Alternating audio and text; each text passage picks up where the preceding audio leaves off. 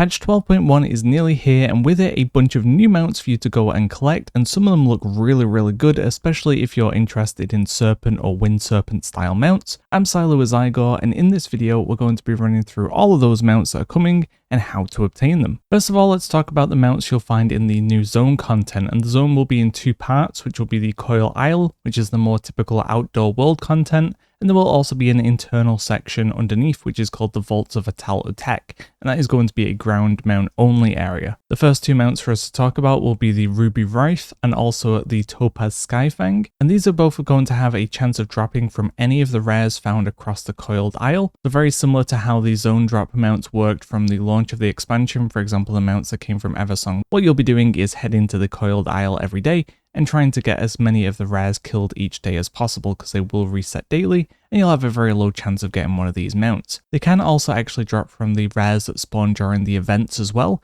so it is worth killing those daily too for additional chances. The next mount up will be the Auriferous Venomfang, and this will come from the achievement Treasures of the Coiled Isle. This won't actually take too long to complete, maybe an hour or two, and most of the treasures you can simply just go and loot and there'll be no requirements behind them. There are going to be a handful that I'll run through that do have a little bit more criteria to unlock them, but they're generally pretty straightforward to do. The first treasure of note will be Vul'zahns Smuggled treasure, and this is a case of just doing a little bit of running around and talking to NPCs. You'll speak to Vul'zahn, he'll tell you he wants some food, and then you're going to head over to a withered bark cook who is in the same area, and they'll tell you they have a headache and want some medicine. And then there's going to be a Tortolin just to the side of those called Dezi. You'll speak to them, you'll get some medicine, you'll give it to the cook will give you the food, and then you'll head back to Vul'zahn and he will give you the key to unlock the treasure. The next one that has a bit more criteria will be far off in the north, which will be the Sunken Diver's chest. You'll head up there, and around the chest there'll be these brine tails. Killing these will have a chance of giving you key fragments. Once you get enough key fragments, you can combine them together for the key,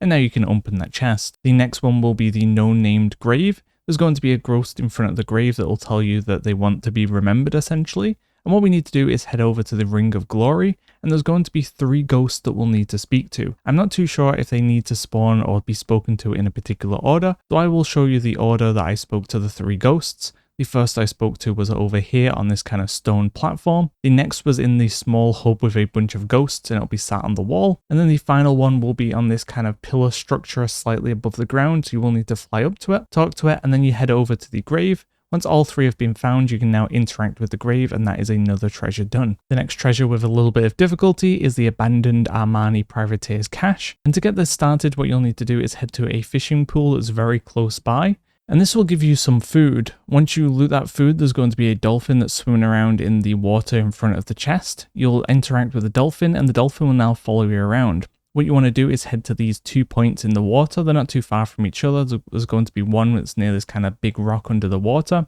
Once you head to this specific location, the treasure will spawn. You'll loot that. And then we're going to head to the kind of other side of the water. And once again, get in the right position, the dolphin will reveal the treasure. You're going to loot both, you're going to combine them together, and now you're going to open the chest. Very close by to here to the west, there's going to be the Forgotten treasure. And you'll speak to a ghost here, and it will be speaking in a language that you won't understand. What you need to do is head to the Altar of Wrath, which is very close by. And there's going to be an abandoned or forgotten trinket here. You're going to loot that item, you're going to head back to the ghost, you'll be able to hand the trinket to them, and they'll leave the forgotten treasure behind for you to loot. Final treasure with anything involved with it will be the Profane Ritual Altar, and you'll find this over at the Gate of the Eastern Fang. There's going to be this kind of like platform with 4 items that you can click on. With your back facing the altar, you want to click the bottom left, the bottom right, the top left, and the top right. Once it is done in the correct combo, the chest will fully spawn, and you'll be able to loot it. For the rest of the treasures, I'll have all the coordinates in the description, and it's a simple case of just flying to them and clicking them, and collect them all until you're done with the achievement. And if you're looking for in-game guide assistance in 12.1, then Zygor has you covered. It is going to be ready for 12.1 with a bunch of content updated, such as the new quest lines, some of the new systems such as Praise and Curse Surges, and even more, and it does cover a lot of the previous expansion and patch stuff as well, which you can utilize to make your journey of collecting mounts even smoother. So if you're interested, check it out in the link in the description below. The next mount for us to talk about will be the Caustic Venomfang, and to purchase this, there'll be a vendor accessible once you unlock the Altar of Corrosion, and you'll need to get your hands on 10,000 corrosive coins. These are going to come from a lot of the content, especially the stuff found within the Vaults of Ula'tek, which is the inner section. You could do in the daily/weekly quest will give you these coins, killing mobs, especially the highlighted purple mobs, doing the strikes, the patrols, the incursions, which are kind of like a looping gameplay system in here. These will all give corrosive coins. You're just going to be progressively stacking them from playing the content. However, they are also spent to get a corroded spirit, which you can use to get like a talent perk on the altar itself. You will have to decide if you're going to pick up more perks on the altar of corrosion or save for the mount. The nice thing is though, the more perks you do get on the tree, you will progressively unlock these additional perks, which will give you 25, 50, 75, and 100% more corrosive coin drops. So you're not completely punished if you do go for the perks first. Additionally, you will unlock the ability to have these corrosive souls drop from outdoor content, such as the Curse Surges or Praise on the Coiled Isle.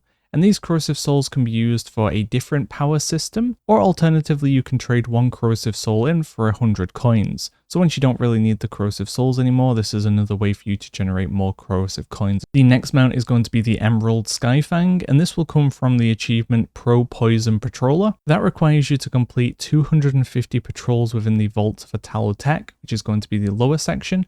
And these will be kind of small events where you'll have to click some things or kill some things or collect some things. And once you're done with all the ones that are currently available, they won't take very long to complete. You will have to wait a few minutes for a new set of them to appear, and you just repeat the cycle until you've done 250 of them. The next mount to talk about will be the Venomous Coiler, and that is going to come from the achievement Assault the Vault, which will be a meta achievement. It requires you to repeat and consistently do a lot of the content found within the Vaults of Ula'tek. So as long as you're consistently playing, you'll get a lot of this done naturally. For example, Roll the Patrol is to complete all the different patrol types. So if you're working towards the previous mount, you'll just get that done naturally. The main two you'll have to proactively work towards will be the Honored Dead, which requires you to find all the inscriptions throughout the Vaults of Ula'tek. Some of them are a little bit hidden, but a lot of them you'll just get done while you're running around. Just look out for the kind of glowing purple plaques. And then Fully Corroded requires you to unlock all the talents in that perk tree we talked about earlier. So if you are interested in going after this mount, it's definitely worth doing this first, and then saving the coins for the other mount later, because you will unlock the perk to get 100% more coins to drop. Let's talk about Praise next, because this does tie into the zone content as well. The first mount we'll talk about from Praise is going to be the Hexflame Reaver, and this is going to drop from an elite called Ralkala. This is a spawned elite that you'll fight by giving 100 of these bones to a ritual altar, but the altars only appear if you're already on a Nightmare Prey on the Coiled Isle, or you've unlocked this new kind of game mode for the island, which is unlocked by doing the new quest chain found for Season 2 Praise. What this game mode will do is basically turn the zone into a hard mode where you'll have the negative effects from a Prey Nightmare Hunt active all the time. When this mode is active, you'll get a daily quest that you can do just to kill some mobs in this kind of cave, and once you do that you'll get 100 bones, which means it's very fast to do your first summon of the day. From there on out, there's going to be bones scattered all across the island that will give you a handful, and you'll have to collect 100 if you want to summon another one. Although it does seem like you can take part in other people's kills, so you could hang out at an altar and wait for someone else to spawn it, but either way you get your first summon of the day pretty fast. The mob itself is fairly trivial, and it will have a shield up for the first few seconds that you fight it, preventing it from being killed, so don't use any of your big cooldowns initially. But solo in this shouldn't be too much of a challenge unless you're very undergeared. But initially anywhere on the zone there's probably going to be tons of people around, so having to worry about soloing it won't really be an issue. And killing this rare will give you a chance at the Hexflame Reaver, and you are able to kill it multiple times a day for a chance at its loot. The next prey related mount will be the Prey Hunter's Fury, and this will be purchasable once you hit rank 10 on the Prey Season 2 journey track, so you will have to take a few weeks to get there, but once you do get there you'll be able to purchase that from a vendor. Next up, let's talk about the reputation factions in the patch. There's going to be 2 reputations available. The first is going to be Zul'jara's Forces, and this goes all the way up to Renown 20, and there's going to be 3 mounts available from this renown. The first at Renown 10 will be the Spirit of Tok'jara, and this mount is going to be locked behind 6 daily quests. You don't need to do 6 in a row, you could do 1 and then come back 2 days later and the next quest will still be waiting for you, but you will need to complete 6 days worth of quests. These quests will always be given by Dougal, who you'll find in the main hub of the Vaults of Ula'tek, and these will be available every day on daily reset. Once you finish the 6th day, you'll be done with the quest line and you'll get yourself the mount. The next mount will be the Indigo Coiled Horror, and this will be available at Renown 17 for 6k Marl. And then finally will be the Violet backed Skyfang, and that will unlock at Renown 19 for 8k Marl. In terms of getting reputation with Zul'jara's forces, it's going to be basically what you're used to. You can kill all the rares one time for 50 rep each, you can loot all the treasures for reputation, you can do all the one-time lore items for 250 rep each. There'll be world quests for you to complete, and also there will be a new contract that you can apply that will give you additional reputation for all the world quests found within the midnight zones. The main quest line is going to give you a big chunk of your reputation. There'll be a bunch of side quests for you to complete, and there will also be various daily and weekly quests for you to do both on the outside section of the Coiled Isle and on the inner section in the Vault of Ula'tek. You will still be able to do the weekly dungeon quests as well, where you do one specific dungeon and you'll be able to pick between the various factions to give one 1,000 reputation to, and doing your bountiful delves as well will have a chance of awarding reputation towards Zul'jara's forces too. There is going to be a second reputation for you to work towards as well. This will be the Captain Tok'jara faction, and it will have 5 stages. It's going to be more like a friendship reputation,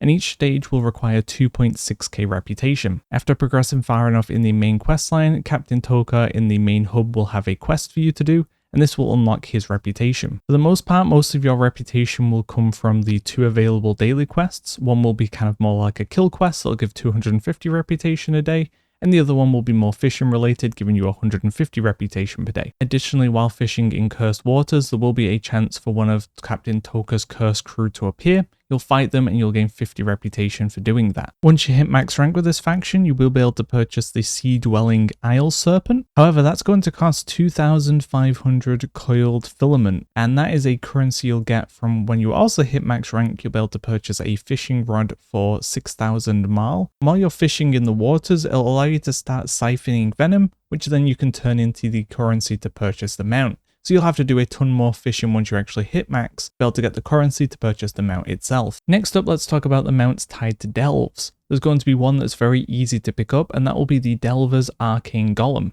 This is going to come from the sturdy chests found within the Naldor Isle delve. It doesn't seem like there's a specific level you need to do this on to get the mount, and once you've looted these sturdy chests, you can only loot them once anyway. So you're going to go into the delve, you're going to hunt down the 3 sturdy chests. I'll have a map up now showing where I found them in the delve variant I was doing, and once you've looted all 3, you should end up with the mount either from the chest, or it may end up in your mail later on. The next Delver's mount is going to be the Corroded Soul Crusher, and this is going to come from hitting tier 5 in the Delver's seasonal journey. Once you've hit tier 5, you'll be able to purchase it from a vendor found within Silvermoon. The final delve mount for the season will be the Apophic Soul Crusher. This is going to come from the Let Me Solo Him as Tarek, which is going to be the question mark difficulty of doing the delve nemesis solo. So this is going to be quite a challenge, but you will have the entire season to build up your gear and make progress towards being able to solo this. One thing to note as well is the corrosive souls that we talked about earlier,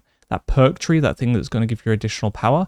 Those actually work within delves too, so that is a way of gaining a little bit of extra power for your character when you attempt this. But if you're able to solo it during the season, you will get yourself that mount. Next up is going to be a new dungeon drop mount, and that will be the Writhing Brood. That is going to drop from the last boss of the Altar of Fangs dungeon, which is a new dungeon coming in the patch. And this so far looks like it can drop from normal, heroic, and mythic based on the adventure guide. Maybe that will change for launch, but if that is the case, that means you can farm it on any difficulty to have a chance at the mount, but we don't know currently if the different difficulties will have a higher or lower chance of dropping the mount itself. Next up, let's talk about the mounts that are going to come from Season 2 of the M+ season. The first is going to be the Breath of Blight, and that is going to come from the Keystone Master achievement. So once you hit 2k rating, you will get yourself the Breath of Blight mount. Then also at 3k rating or Keystone Legend, you'll get yourself the Breath of Ruin mount. It's also assumed there will be another mount tied to the top 1% of the season like there is in Season 1, but we don't currently know what that will be. Next up is raid mounts. There will be one from the Glory of the Venomous Abyss Raider, and that will be the Crimson Venomfang. So that'll be doing the various achievements found for each of the bosses throughout the raid. Next up will be the Mythic drop mount. So this is generally a 100% drop chance during the expansion. And this is going to come from Misc Mounts, and that will be the Primeval Sky Friend. Next up for PvPers, we have the Vicious Light Bloom Boars. Obviously, as always, there will be a variant for Horde and for Alliance. And for players that can hit Gladiator, you will get the Gladiator's Venomous Gordrake. So a different color variant on the one that you had in Season 1. And then finally, we have a few miscellaneous mounts where we're not too sure when or where they're going to come in, Most will be trading posts, some may be on the store, but we have the Bile-bound Urzul, which is currently listed to be on the trading post. We're going to have these various leaf mimics, which are going to be these kind of like chameleon mounts, and these we can expect to see on the store and or trading post. We also have a bunch of these Witchwick brooms. Once again, something we should expect to see on the trading post and or the store. And finally, we have the Bramblewing Owl. This is currently looking like it'll appear on the store at some point. That's going to be all the mounts coming in 12.1. Definitely some pretty good looking ones in there as well. Obviously quite a few reskins and recolors, but overall a decent pool of mounts. But if you're interested in more 12.1 guides from us, then keep an eye out on the channel. But outside of that, thanks for watching guys. Look out for more videos coming soon. See ya!